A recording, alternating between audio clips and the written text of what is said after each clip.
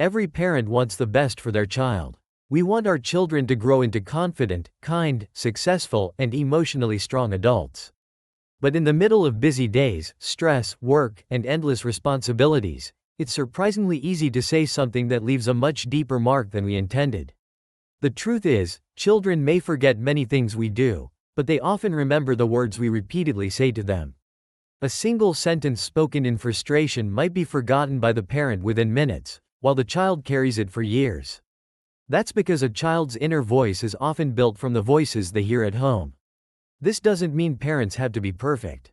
Every parent loses patience sometimes. The goal isn't perfection, it's awareness. When we become aware of the words that can quietly damage our children's confidence, we can replace them with words that guide, encourage, and strengthen them instead. Today, we're talking about things parents should never say to their kids and what to say instead. These small changes in communication can make a huge difference in your child's emotional health and your relationship with them. Let's begin. One of the most damaging things a parent can say is, "Why can't you be more like your brother, your sister, or another child?"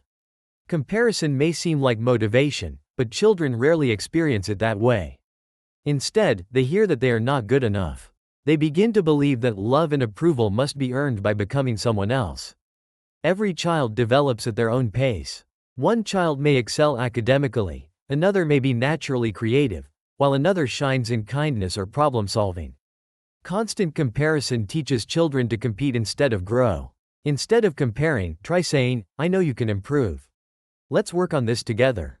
This focuses on growth rather than competition and reminds your child that you're on their team. Another phrase parents should avoid is, "You're so lazy."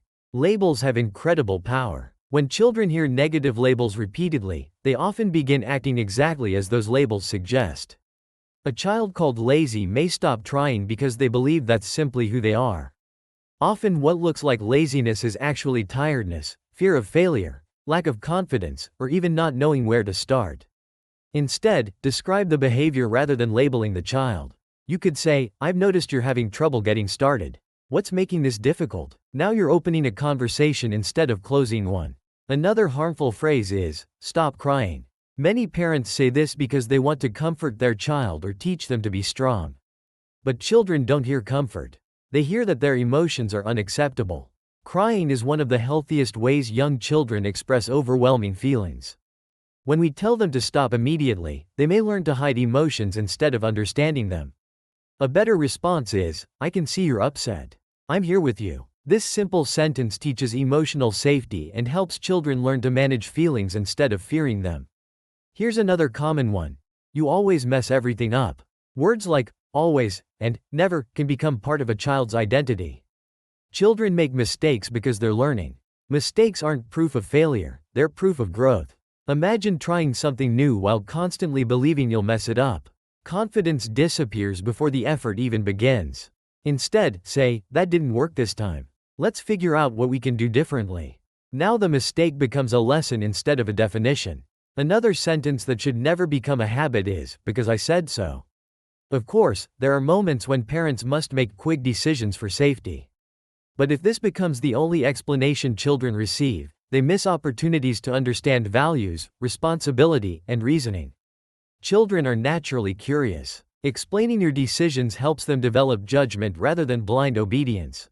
You might say, "I know you don't like this rule, but it's here to keep you safe." Even a brief explanation shows respect while maintaining authority. Another painful phrase is, "I'm disappointed in you." Children desperately want to make their parents proud. When disappointment is aimed at who they are instead of what they did, it can deeply affect self-worth. Instead, separate the behavior from the child. Say, "I'm disappointed with what happened, but I know you can make a better choice next time." This keeps love unconditional while still holding children accountable. Let's talk about another phrase many parents don't realize is harmful. "You never listen." Children often tune out because they hear this sentence so frequently. Instead of motivating change, it becomes background noise. Try being specific. Say, "I asked you to put your toys away, and it hasn't happened yet." Specific feedback is much easier for children to understand and respond to than broad criticism. Here's another one. "You're embarrassing me." Children, especially younger ones, are still learning how to behave in public. Telling them they're embarrassing often creates shame instead of teaching better behavior. Instead, calmly guide them. You could say, "I need you to use your quiet voice while we're here." Clear instructions work much better than humiliation. Another phrase parents should avoid is, "I wish you'd never been born." Even if spoken in extreme anger, these words can leave lifelong emotional scars. Children need to feel secure in their parents' love, even during conflict. If you're overwhelmed, it's better to step away for a moment than say something impossible to take back. Remember, anger passes. Words often stay. Another harmful statement is, "Big boys don't cry," or "Good girls don't get angry." These messages teach children that certain emotions are wrong depending on who they are. Healthy emotional development requires children to recognize and express all emotions appropriately. Instead, teach emotional skills. Say, "It's okay to feel angry. Let's find a safe way to express it." This builds emotional intelligence rather than emotional suppression. Here's another phrase that can quietly damage confidence. "You'll never succeed." Sometimes parents say this out of frustration after repeated mistakes. But children often believe what trusted adults tell them. Imagine hearing from the people you love most that success isn't possible. Instead, encourage persistence. Say, "This is difficult right now, but I believe you can improve with practice." Confidence grows when children know someone believes in them before they believe in themselves. Another common mistake is saying, "You're fine," when a child is clearly hurt or scared. Even if the injury seems small to us, their feelings are real. Instead of dismissing their experience, acknowledge it. "I know that scared you. Let's check if you're okay." Feeling understood helps children recover much faster. Here's another sentence that deserves attention. "I don't have time for you."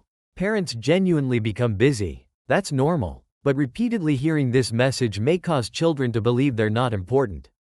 Even if you're occupied, try saying, "I need 10 minutes to finish this, then you'll have my full attention." Children don't always need hours. Often they simply need reassurance that they matter. Another phrase is, "If you don't behave, I won't love you." Love should never feel conditional. Children should know that behavior has consequences, but love remains constant. Instead, say, "I love you no matter what, but this behavior isn't acceptable." This teaches responsibility without threatening emotional security. One more phrase many parents say without thinking is, "You're impossible." No child is impossible. Some children need more patience, different approaches, or additional support, but every child deserves hope. Replace that thought with curiosity. Ask yourself, what is my child trying to communicate through this behavior?